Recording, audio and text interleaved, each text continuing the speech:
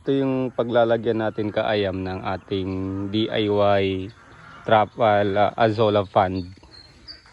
So dito natin ilalagay yung Azolla natin, yung Azolla Fund natin, para makatipid tayo sa pagkain ng ating mga alagang pato. Yan. So lilinisan lang natin, tapos gagawa na tayo.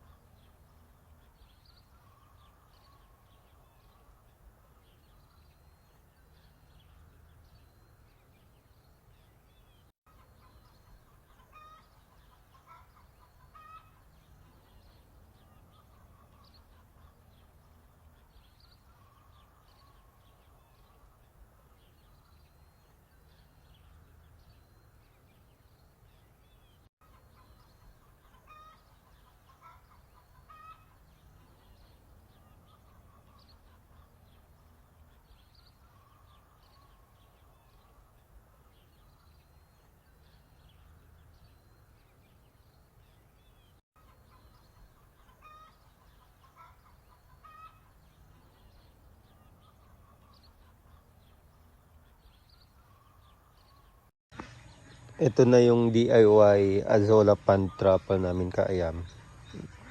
So lalagyan lang namin ng sako or carton dito sa baba ng trapal para hindi mabutas. Tapos lalagyan na natin ng tubig, then manure, tapos ilalagyan natin yung Azolla.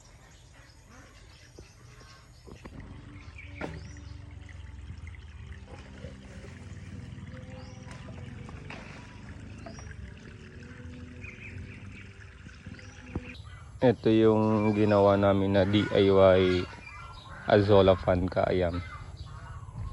Trapal lang na nasa 50 pesos ang metro.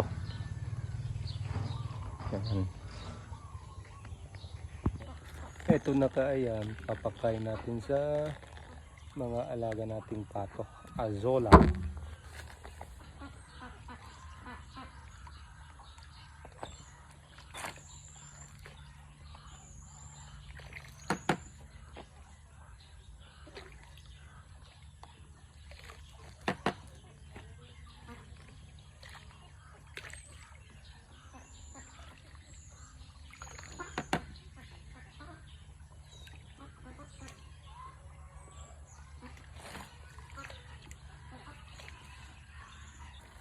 Azolla, imimix natin sa pagkain ng pato.